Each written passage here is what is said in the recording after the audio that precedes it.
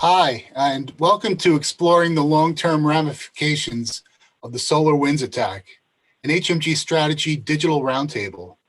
I'm Tom Hoffman at HMG Strategy, and I'll be your MC for today's event. Our featured speakers today are Jesse Bosek, CISO at Tenneco, Rocco Grillo, Managing Director of Global Cyber Risk and Incident Response Investigative Services at Alvarez & Marsal, Lakshmi Hansball, Global CSO at Box, Monti Knode, Director of Customer Success at Horizon3.ai, and Hunter Muller, President and CEO of HMG Strategy. Jesse, Rocco, Lakshmi, Monty, and Hunter, welcome to the program. Thank you, Tom. Good to see you. Good to see you as well. My pleasure, Tom. Nice to see everyone. Thanks for having me a part of this. So in today's event, we'll share valuable perspectives on the specific risks to sensitive corporate and personal data that are inherent in the SolarWinds breach. We'll also share rich insights from our speakers who have had access to the latest behind-the-scenes intelligence.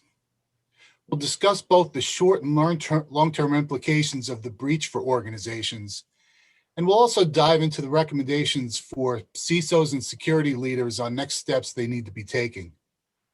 We want this to be as interactive as possible, so please turn on your cameras and join the discussion. And at this point, I'd like to hand it over to Hunter to get us started with the discussion. Hunter? Hey, Tom, thanks. Great job in teeing up today's briefing on SolarWinds. Truly, as Tom mentioned, we do want to make this interactive. So if you feel comfortable, turn your cameras on, be on mute, and then if you want to jump in, please do jump in.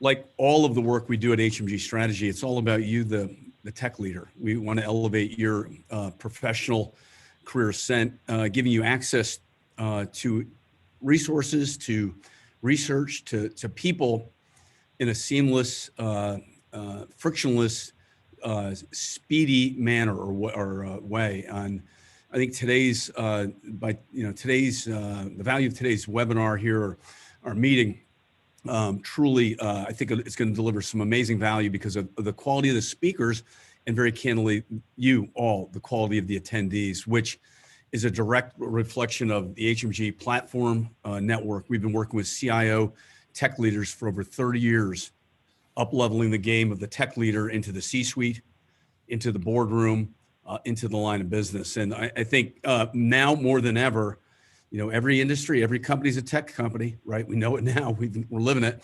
And the rock star now in the C-suite, in my recent briefing with a global 50 CIO, is the CISO. And the board wants to hear from the CISO and the CIO at least every 90 days, if not more. So true to form with HMG Strategy, it's not about me or any one individual. It's about the collective genius of the platform and the people in the platform and the network, with the global reach of some 500,000 tech leaders that receive our thought leadership publishing and research notes that Tom and the HMG research team works tirelessly on.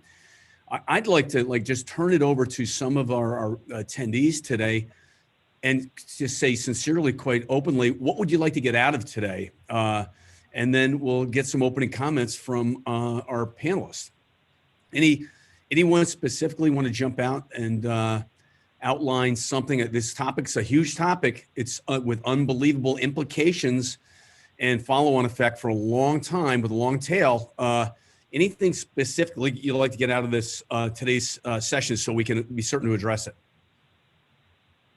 Hey, Hunter, this is Howard Miller. I guess for me as a SolarWinds client who was impacted by this, I kind of have zero confidence in going back to the product. So I'm curious to hear from others. Are people, bailing ship?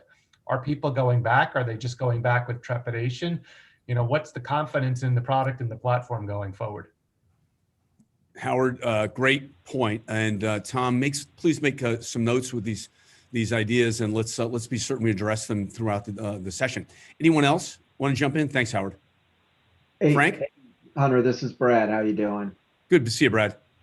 Hey, my question is, what are people and how are they thinking about having automatic updates to their software and their platforms? I mean, that's really what kind of got us in trouble here. And yet, I mean, going back to not doing that doesn't seem like a feasible alternative either. So what are people thinking about the future, and how should I be thinking about that and presenting that to my board going forward? Great point, Brad. Excellent. Frank? Yeah, Hunter, I think that the thing that really interests me is the practical and pragmatic side of being able to proactively look at the supply chain in the future. Even if we didn't do automatic updates, we would have had quite a time delay, notwithstanding that, given the history of SolarWinds. So the question is, how do we get ahead of the train and possibly stop it in the future in a practical sense? Excellent, Frank. Thank you. Well, I see a lot of new friends and a lot of old friends here from a long time standing. I see my dear friend Jeanette Horan's on the webcast. Great to have you, Jeanette. Jeanette's the former global CIO of IBM and now on several boards, on global boards. Jeanette, great to see you. Thank you for coming in. Jeanette, what's on your mind for today? What would you like to get out of today? So, Hunter, I mean, clearly this SolarWinds attack is different than, sort of many other attacks that we've seen, in the sense that it's not exactly clear what the people are after, if you know what I mean, right? You know, sort of the code kind of infiltrating all of these different systems. And so what I really want to understand from some of the people is how do we, I mean, first of all, yes, we can do the forensics to determine if we've been hacked and, try to remediate that. But how do we guard against these things in the future? That's kind of like my, one of my biggest questions. So thank you, Hunter. Brilliant. Great. Thanks so much for being here, Jeanette. Great to see you. JR, do you want to jump in? Hi, Hunter. Hi, everyone. This for me has kind of been a reminder of just existing supply chain risks that we're all familiar and comfortable with, but too frequently, I think, gets waved away with the right controls review and get an audit from your supplier, and I feel good about it, and I enable. And we fall into this trap, I think, of wanting to trust our suppliers and perhaps needing to from a bandwidth perspective. And so for those organizations that do a ton of diligence and really are careful about this and don't allow automatic updates, then I think they fare better, but I think that's few and far between. And certainly I look at this in terms of how do we even do anything different going forward as everything's getting faster and more automated. I just can't see the world going back to kind of manual reviews and manual software updates. So I'm interested in kind of the group's thoughts on how do you do diligence on a supplier in this world that is more than just an audit checklist. Thanks, JR. Great to see you. And JR is the global CISO for a great partner of HMG's Darktrace. I want to throw it over to Rocco Grillo. Rocco is an amazing individual, truly uniquely qualified in our industry as a senior executive at Alvarez & Marsal and as well as a sole practitioner, thought leader.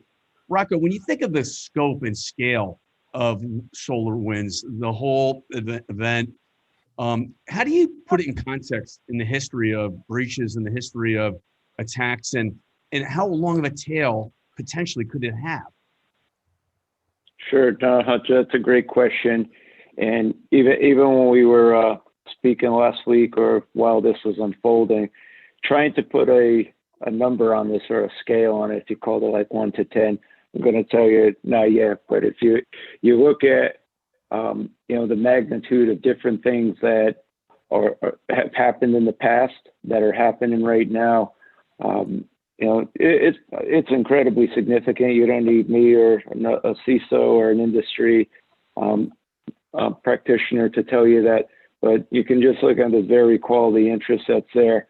I think what really gets everyone's attention is not so much the size of it and the number of companies potentially compromised, but the sophistication in it. There's been debates back and forth as to attribution, but call it a nation state attack. To that end, one that it was the significance, the sophistication, but how far back it was detected. It was only announced in December. And again, most of you, if not everyone, has read about this or been on top of it with their own companies. You may be a customer. A couple of people has mentioned that. But if you go back to how many, and for us, not the only firm on the investigation side. I mean, there's CISOs here, CIOs. Everyone was impacted by this, and I don't think we've seen one where it hit companies across the board. And I would say, by and large, as much as you look at smaller companies, or there's a comment about companies that are self-automated, they're not necessarily doing the manual, so they're automatically bucketed into that group. Some of the companies, Fortune 100s that brought us in, Fortune 50s, that they've got sophisticated teams, they've got their own security operation, they've got state-of-the-art technology, but that piece that keeps coming up, it seems like even today, the unknown is still there. So back to your question, Hunter, how big is it? Incredibly significant. There's still more details that are going to come out of this. And that's the piece that we really need to get our arms around. There was the access, try not to mention any of the companies that are others in the news, but the government agencies that were affected on it, we still don't know what the attackers are actually after. And there's been speculation, oh, well, it was the government and this was just the supply chain and the vehicle to get there. But look at what other companies are involved here and potentially have an issue on their hands. Excellent, Rocco. Thanks so much for teeing it up. Good to see you, my friend. My pleasure. I want to bring Thank in Monti Knode. He's a senior executive at Horizon 3 AI, a fascinating around cyber defense organization. But Monti has an interesting background. If you've ever come across him in the past, really impressive, spending many years working for cyber in cyber defense for the U.S. Air Force, both on defense and on offense, as well as I understand in the JSOC group as well. Hey Monti, a little bit of context of your background, and then what are your connections inside the DoD, sharing with you about the SolarWinds attack and what we need to be focused in on right now. Monti? You bet. So I think you wrapped up my background pretty well right there. I got to command Air Force nation state hackers for my last couple of years. I ran the Air Force side of offensive operations with Cybercom, and General Nakasone, who's also the director of NSA, had a long relationship with them out there. It's interesting. The pivot from FireEye getting trolled and knee-jerked up front to now being lauded has really been interesting because they kind of own this. And I think the cool thing we're seeing is CISA has really come into their own. If you look at the same thing CISA is putting out is the same things the DoD and a lot of government is looking at. But like you already got to hear from a couple people, those are the indicators of compromise that are showing after. What are some of the things before? And when you ask, what are we looking out for now? I'll tell you, there's been a major ripple across government and such. And you got to hear from Howard Miller up front and his lack of confidence in SolarWinds. The one thing I would say, Howard, is that I hope this isn't viewed as there might have been some vendor problems, but the vendor is just one part of this. The practice that we engage, I think now we're starting to understand risk in a whole new light.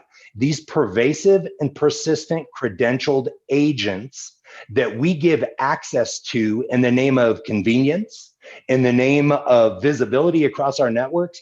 And it's not just a SolarWinds. If you look at Git or Jenkins so that we can develop software and go much faster, the amount of credentialed access and administrative privileged access we give these, I think now as CISOs and CIOs, we've got to look at this and go, do we really understand our risk profile? Because the DoD has been very slow to adopting some of the software development practices that made everybody so fast. But then when these generals go out to Silicon Valley and they see how fast an Amazon or a Netflix or a Facebook are turning out software, they want to adopt them. And now something like this has made everybody go, well, holy crap, what am I giving up to be that fast? and they're having a little bit of a second thought. So I think one of the things across department, any government leadership aspect on this right now is, do we really understand the risk that we've brought in? And we now got to accept it. The one other thing I'll say is we all know that how this came in, and regardless of the who, when it came in and they unwrapped their code in the binary up front so that it was viewed as credentialed and downloaded by everybody afterwards, I think what we're going to see is in the software development teams, you're going to see line by line reviews of code a little bit more on who and ownership of it. I own this, I got this part, I'm validating this part, because everybody's contributing, and especially in a work from home environment, they started jamming their parts in. SolarWinds got it out. It got it enraptured in their 64, and people downloaded it. You're going to see a little bit more due diligence up front in their Kanban sprints, whatever you want to call them, so that you have a little more ownership and acceptance of this, because some of the fallout is going to be a little bit more difficult. I think as we're seeing some of the legal actions that come out from SolarWinds, nobody wants to be a part of that. And so owning it up front, and that means down to the code development, is going to be a practice I think we're all going to not just encourage, but require in the future. What are the follow-on implications, and how long of a tail are we looking at? You know, Rocco did a good job explaining that up front. I think because right now we're finding that this wasn't just something that happened recently, maybe not even March. It goes back into 2019. And as you saw, there were 4 other security companies that came out last night to include Qualys. And think about how pervasive Qualys is in a lot of different environments as well.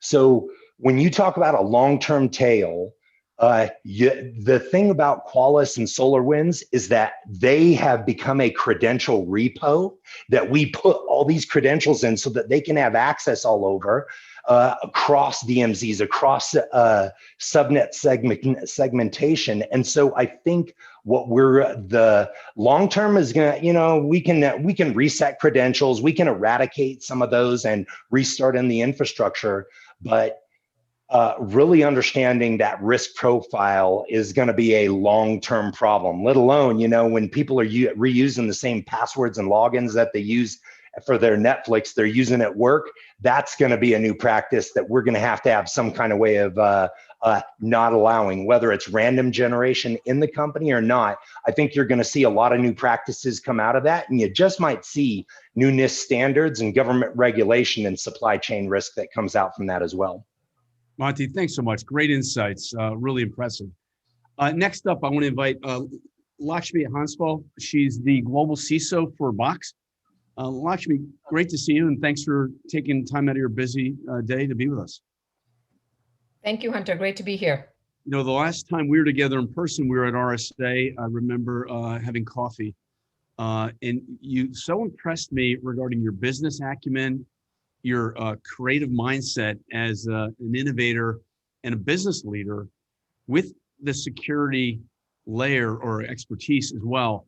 Really, really, truly impressed me. You know, when you think of the impact, the follow-on impact with the supply chain, what's on your mind as it relates to securing the supply chain?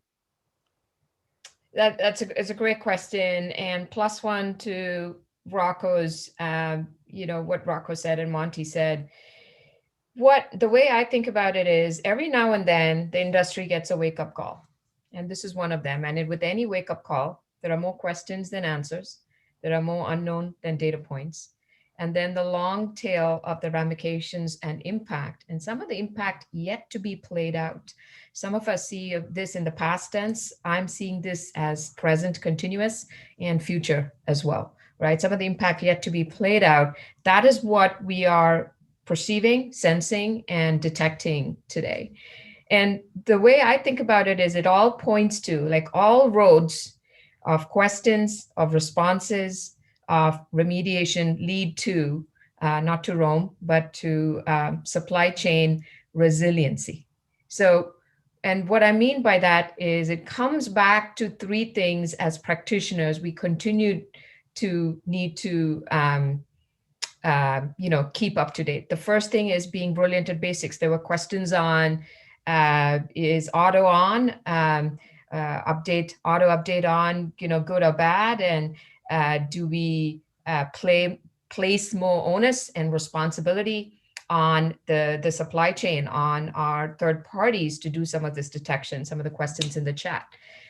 Yes, that comes back to the brilliant and basics with supply chain resiliency, right? And that includes, does your resiliency testing today, your BCP and DR plans, extend your last mile to your supplier? And do you have tabletop and real world exercises with those suppliers as well, right? So that's the first part. The second is there were a number of IOCs and TTPs, tactics, techniques, and procedures that were shared throughout the intelligence community as they were uncovered and still being uncovered. As Monty said, there's some that came yesterday, day before. So it's like, it's getting uncovered every single day. And how are we rolling this? How are we incorporating this into our, run books per se? Like, which of these checked off our run book triggers already and which hasn't? And how are those run books getting updated? And the third part of it is, can we all as practitioners lean into our supply chain, lean into our third parties as partners first?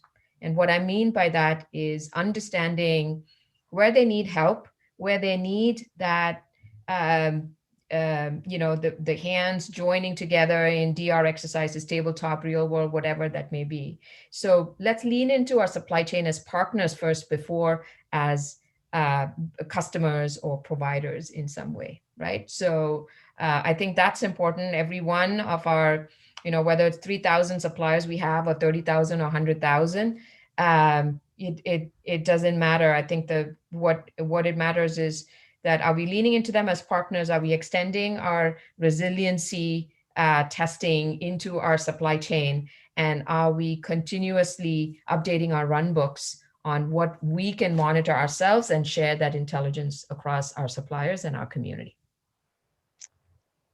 And Lakshmi, not to put you on the spot, but what are you hearing from boards out there? What are boards looking to hear from their CISO in terms of updates? So, as with any other incident, the board wants to be, periodically updated. Some periodicity is weekly, sometimes it gets monthly. And what boards want to hear is first question, are we impacted? So every organization to gauge that impact and current impact, future, the unknowns, just be transparent, right? What is known, what is not known, what's the long tail of the investigation that still needs to wrap up. The second is, many of us are providers, especially SaaS providers ourselves, and that how can this not happen to our customers? As in, what can we learn from this for our own detection, monitoring, for our own shared responsibility in this, in an environment such as what had played out? And the third is that, are we leaning in as partners into our supply chain, into our customer base, into our partner organization? And where are we helping them with the investigation and findings that we have, sharing of intelligence, and also in terms of in terms of showcasing best practices, like what's worked for us. So more of a practitioner's narrative coming in there. I think those are three main things the boards are looking for. Of course, depending on the vertical, some boards may ask for more. They may want metrics. Some boards perhaps are advising senior leadership on pivots in engaging with the markets and with their customers. So there's going to be a number of pivots that are happening here, but mostly boards want to understand. They come in with help me understand, so then they can ask the right questions to their leadership. Love it. Great. Thanks so much, Lakshmi. Great to have you here and great insights. Next up, we have Jesse Bosek. Jesse is the global CISO for Tenneco. Jesse, a little bit about Tenneco, your global reach, how important supply chain is, and how you all were impacted. Sure. Thanks, Hunter. Appreciate the time and welcome everybody. Tenneco is a large multi-industrial in the automotive supply chain. We produce, effectively components for automotive OEMs in the aftermarket. So all of you, I'm sure, are well aware of the significance of the automotive supply chain. It's quite extensive. Even during the pandemic in the last year, for the large part, the automotive supply chain is very resilient. The ability to get raw materials to finished goods and into OEs or aftermarket, in consumers' hands, is resilient, right? It continues to work even amidst major pandemics. So it speaks volumes to the ability of an information technology organization to persist that resilience.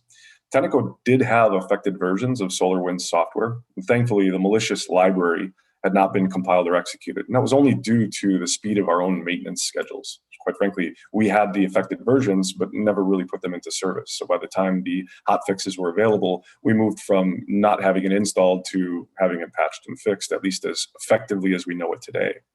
That said, we executed the standard process to patch solutions with fixes made available from SolarWinds over the past month and a half.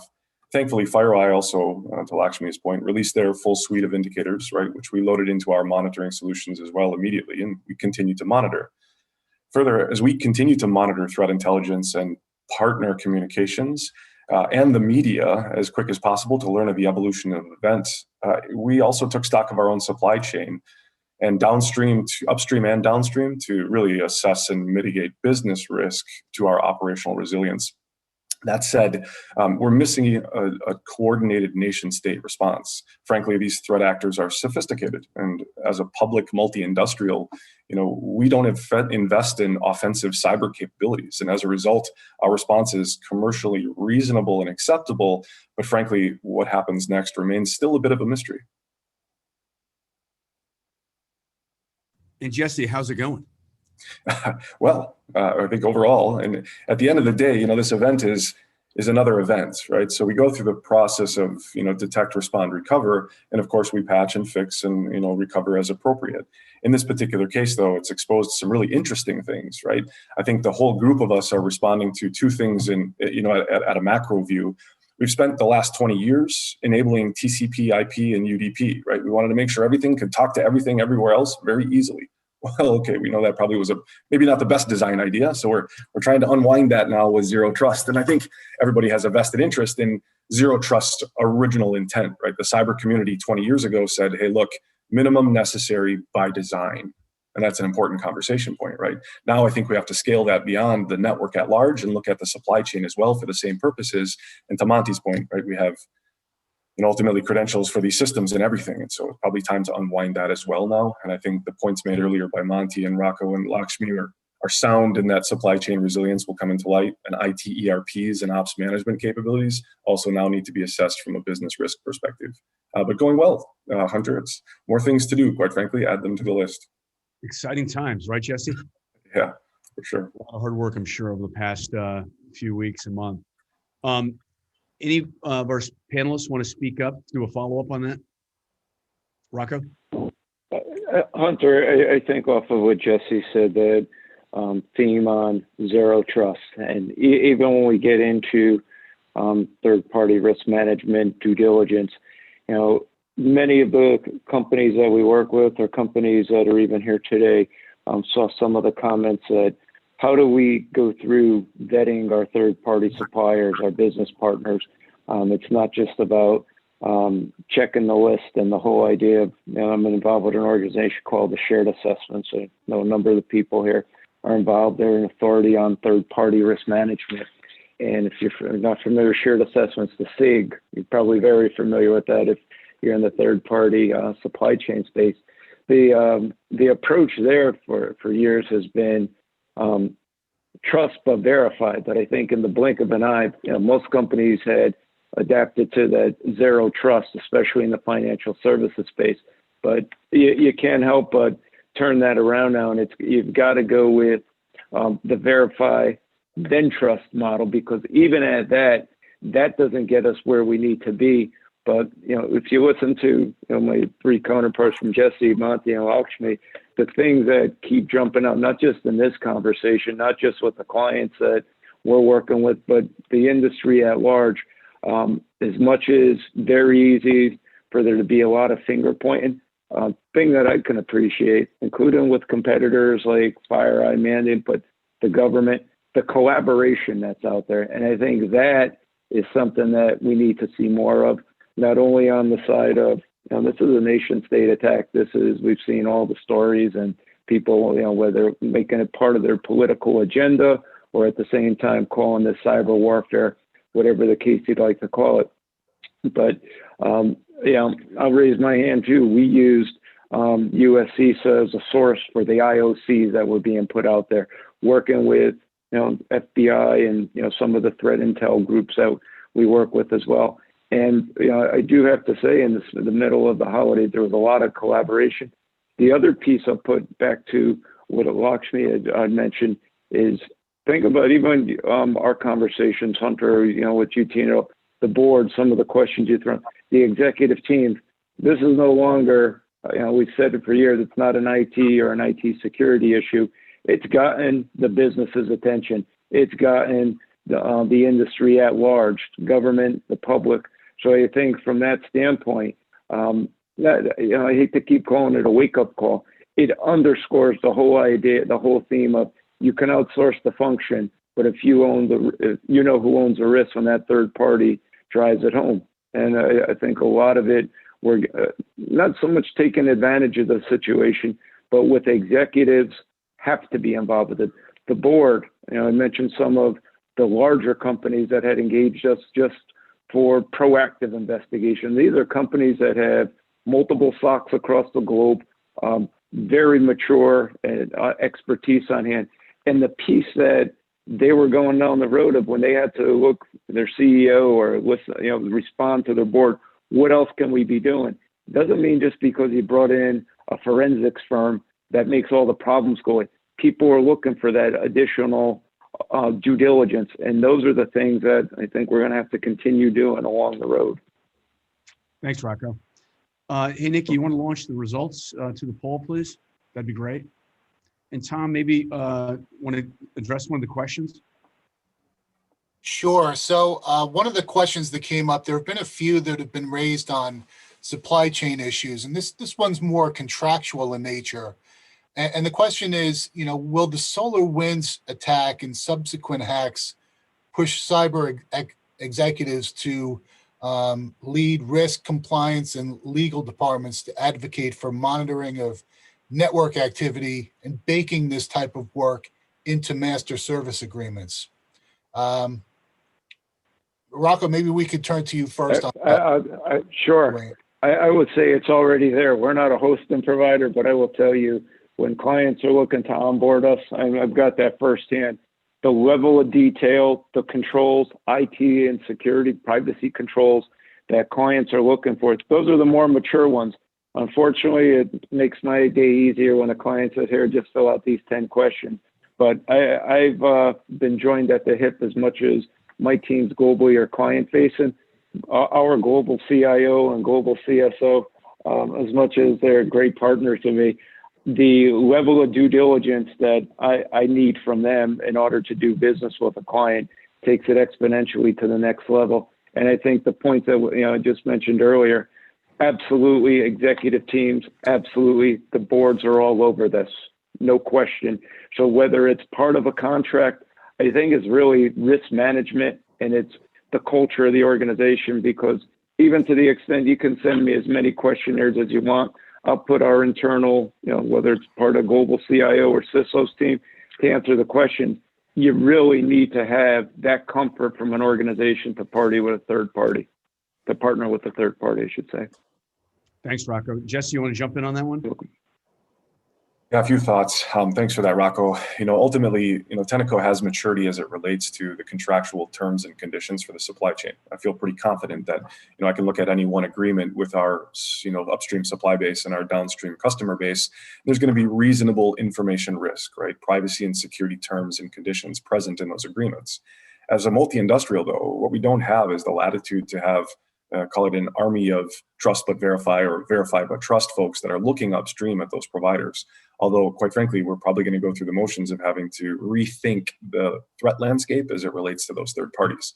SolarWinds is a good example. I probably have reasonable privacy and security terms and conditions in place. Now they have a major event, but I look at them from a liability perspective and say, what's reasonable in this case, right? And that's to be determined, quite frankly. But at some point, we'll have a risk transfer conversation to understand if I have been affected. Maybe I don't know it yet, and I have been affected, but I don't think I was.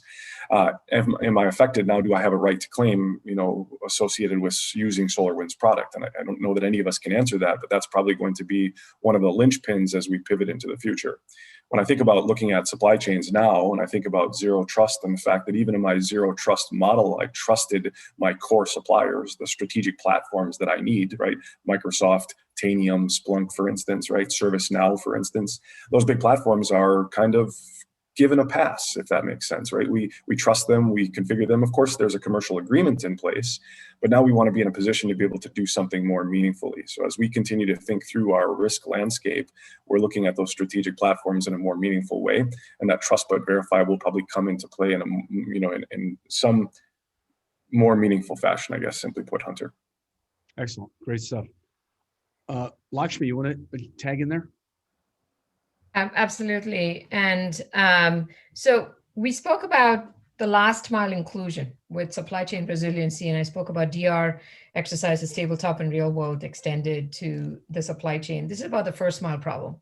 And the first mile being that let's dust off our contracts that we have, and whether it's renewal or it comes up for assessments, annual assessments in some way, and absolutely having these MSAs are very critical, right? I think as Jesse pointed, I think Jesse, you mentioned some critical providers, top tier one sort of providers for your organization, but it's absolutely critical that MSAs have these conditions on self-monitoring, network activity, all of that baked in.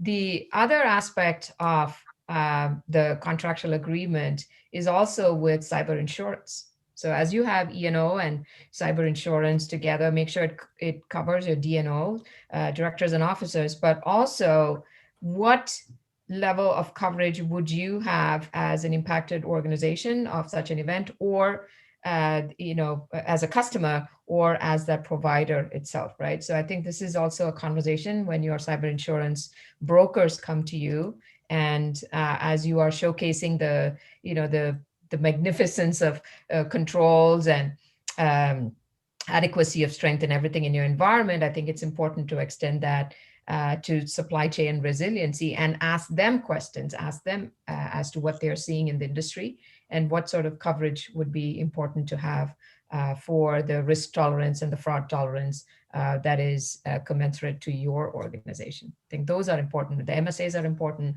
but also dusting off on E&O and cyber insurance as well. Thanks, Lakshmi. Great stuff. Hey, Tom, Jeanette had a question up front. Do you want to rephrase it to the panel? Sure. So, this question was more around, based on what we know about this attack so far, will it lead us to approach due diligence on our partners differently?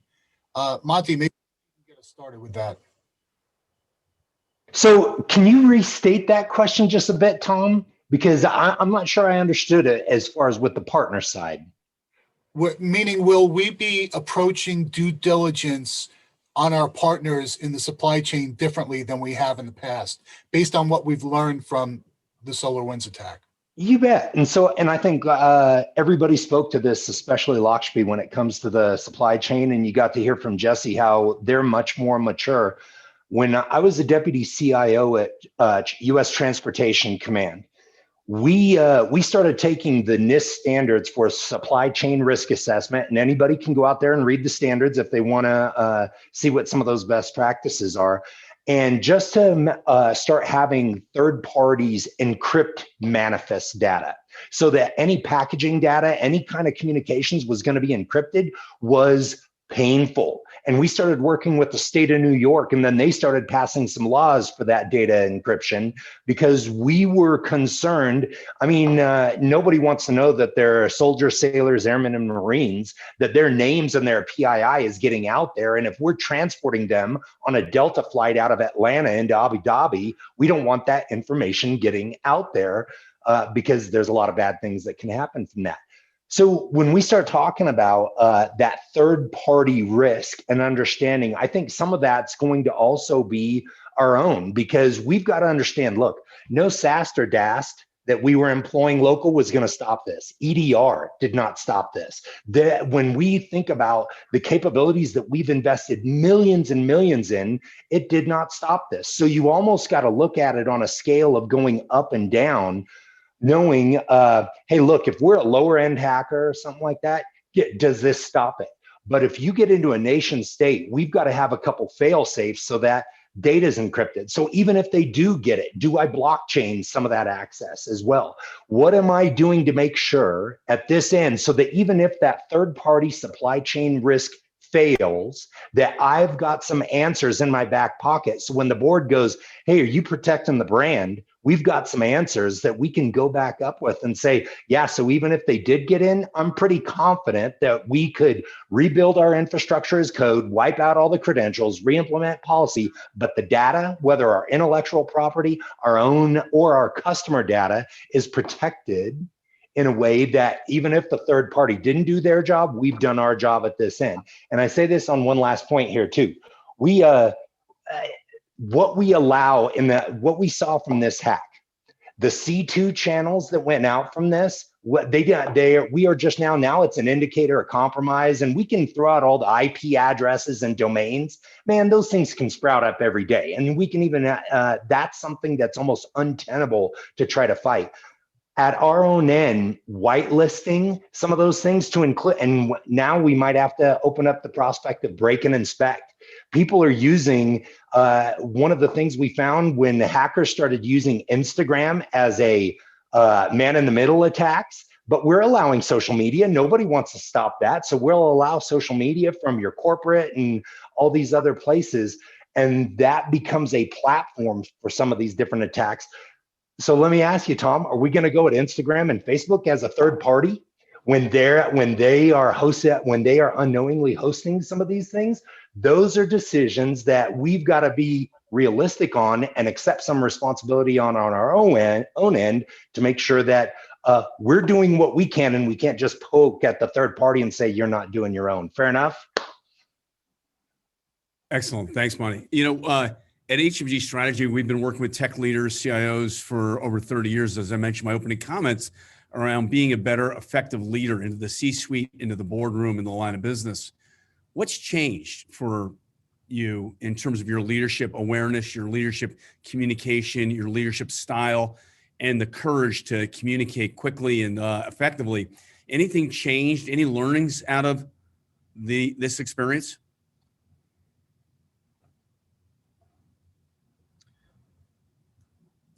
Jesse? Yeah, thanks, Hunter.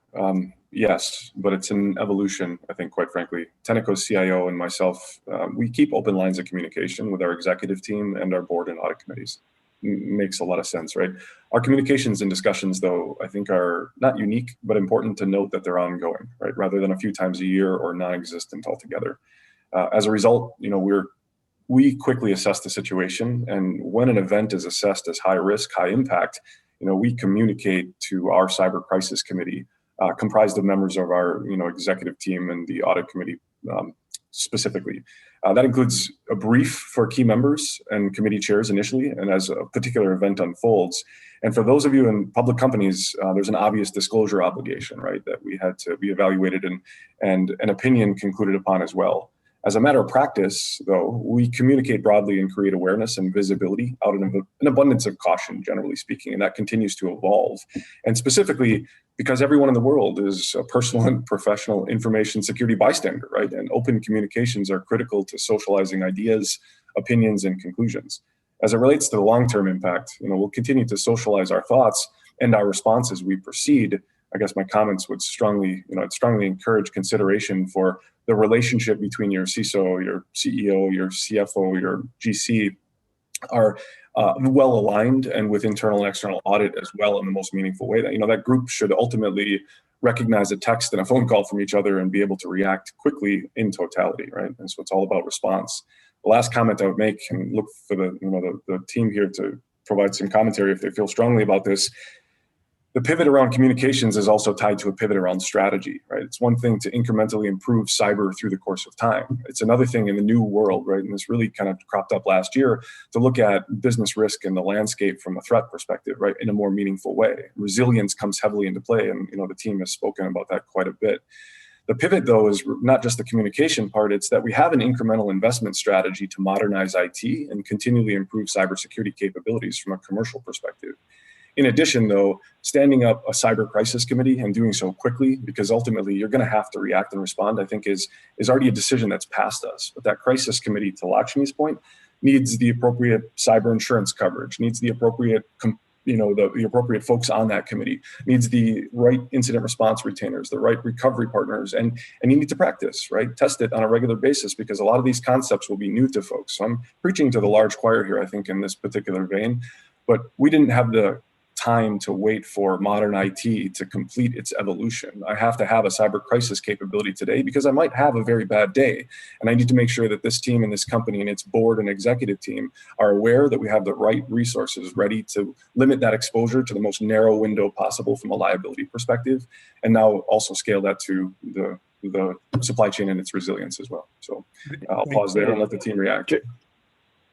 Jesse, I'd just jump in on that. I mean, all great points, and especially, you started out at the top with, even regulatory disclosures for board members.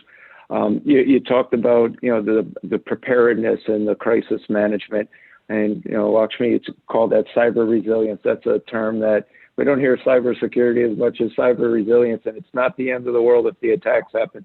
But being proactive, being prepared, that resiliency, that should something like this happen, as much as I mentioned all those different companies we work with, they were prepared. And again, we couldn't be prepared for a SolarWinds as much as we could be prepared for the COVID this past year. But at the same time, it really, all these different pieces that we're talking about really comes back to that tone at the top. And really, we talk about governance and the board and the exec. Cyber governance is what companies really need to drive. And that, takes it one step further. Third-party risks shouldn't be just limited to IT and security. And we've been able to move the needle from, vendor risk management, supply chain management, that's a procurement issue.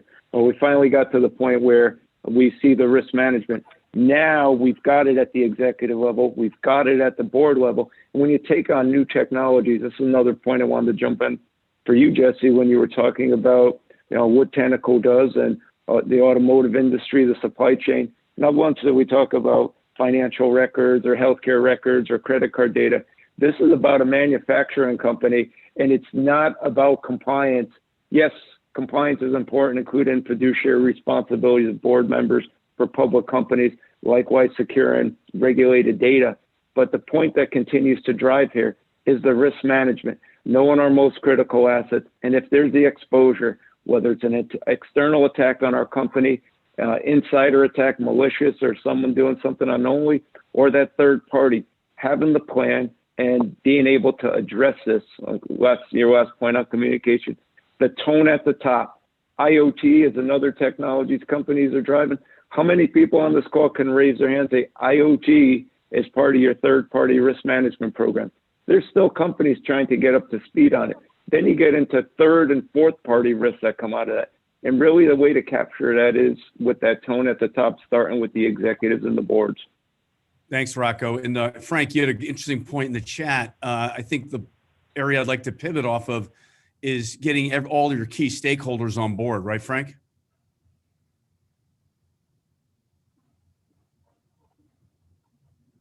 There we got the unmute on the third. It works. Yeah, I think that's absolutely key. The bottom line is Defense Industrial Base needs to look at the code that comes in, but everybody else, you have the practical reality that you don't have the resources necessarily to review the code. I think it's a very parallel situation to what we talked about a few years ago in terms of the movement to the cloud, the various things we had to be concerned about in a hybrid environment. And the bottom line is that we need to be able to rely on others, because the question really you need to ask yourself as a starting point is, can you really do it better than they could? would you be able to pick up everything? Mr. Miller also brought up an excellent point, which is we're highly reliant now on India, other countries in the development of code. What exposure does that pose to the supply chain? So I think there are a number of things that come to bear on this, but a lot of the response capability needs to be getting back to the basics. Keep it simple where you can, segment, make sure you have your ducks in a row. That becomes a very, very critical thing that we oftentimes overlook when we get hit by something this monumental. Thanks, Frank. You know, part of the value of this getting together is obviously the thought leadership from our distinguished panel, but it's networking and making connections. I see a lot of friends from around the country. Stuart Evans from the Valley, Brad Whitehall from Boston, of course, Jeanette, great to see you. If you want in the last 10 minutes, turn your cameras on. Happy to have people join in the dialogue directly. Again, happy to do that.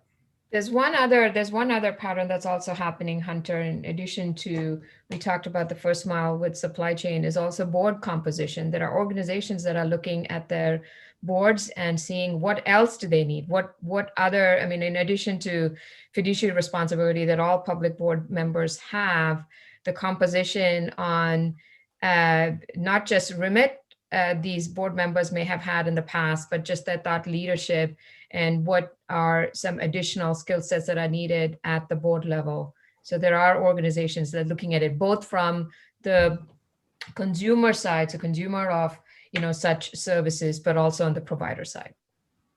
Yeah. Hunter, to Lakshmi's point, which is an excellent point, are there any activities going on for audit committees to have some special way of getting in to see what's going on and explaining exactly where any liabilities might be?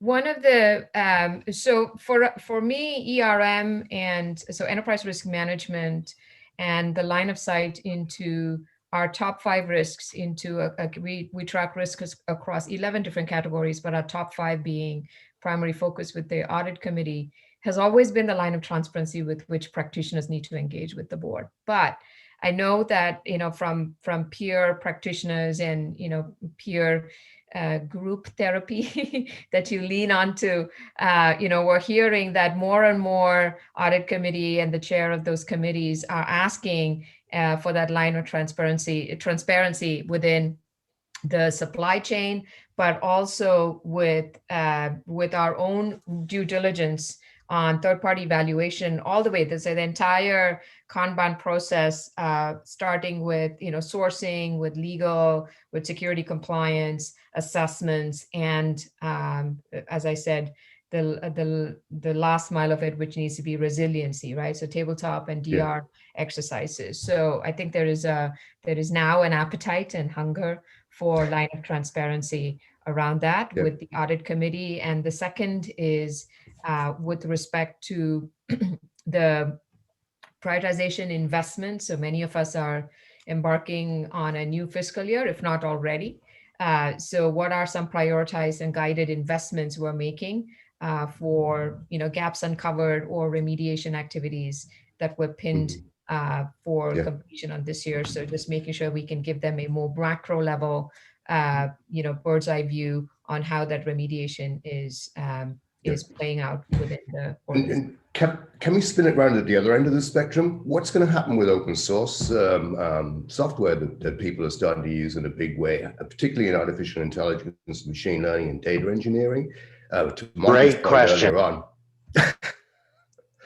Thanks, Monty. I think that's a great question, Stuart, and I look forward to Lakshmi giving a great answer. Monty, I thought you were going to address that. Yeah, me too. Open source is going to be part of the ecosystem of most organizations. I don't see a reactive, binary pivot on open source or not. Like I think any kind of reactive pivot may not be the right long-term decision for an organization, but there are several due diligence including on the CI/CD pipeline, not just on the binaries that are important when we have open source as part of the, let's call it the trusted ecosystem in which providers operate, or solutions are consolidated or cohesively brought together, right? And so, and I'm talking across full stack, right? I'm talking about containers. I'm talking about, things that run on bare metal, right? So it's across full stack, open source. I think Jesse mentioned it, right? Detect, recover, protect, or detect, recover, respond, and then protect. It goes the shift left movement, which is shifting left beyond uncovering and pen testing or on the binary. So shifting left to your CI/CD pipeline, more so than shifting left beyond CI/CD pipeline to your Git or to your source repository, and then shifting left from there onto code that gets merged into Git and all of that. I think that shift left movement is continuing in a very strong way in the industry. So I think we'll be here another year. So let's say another year, 2022, we're all together. I think we're going to be talking like secrets, container secrets exposed in source code repositories and all that as things of the past. And of course, more fires to fight, but perhaps the fires that we're thinking about right now are going to be a thing of the past. Thanks, Lakshmi. We're close to the end of our time. I just put a little note in the chat. Was it helpful today? Was it engaging? Was it something different? I know your time is precious and you're bombarded by a lot of different competing factors. It'd be great to hear back from you directly to me, hunterm@hmgstrategy.com. And by the way, some big breaking news. We'll be announcing it today. We're partnering with Stephen Covey Jr. on a whole series of leadership and trust related topics in all of our CISO and CIO summits. And by the way, we have speaking opportunities, folks, at all of these summits for folks that want to get their brand out and scale their brand on our global platform, our global HMG Leadership Institute and Recognition Institute. That's a global point of view. Get your name out there with us worldwide. Tom, do you want to wrap it up? I want to thank all of you.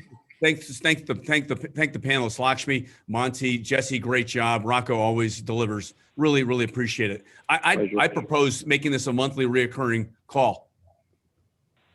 Just going to say that, Hunter, with everything that's going on out there, it screams for the need for something like this in the industry. Right. Thank you all for your engagement, active engagement in today and in everything that we do here at HMG Strategy. Without you, all you thought leaders and the power of the platform, the power of the network, it's your active passion, courage, and engagement to discover what's open, finding out the truth, right? Tom? That's right. Absolutely. So thank you all again for joining us and being engaged with us in this event and always. This concludes exploring the long-term ramifications of the SolarWinds attack, an HMG Strategy Digital Roundtable. On behalf of the entire team, thanks for joining us today.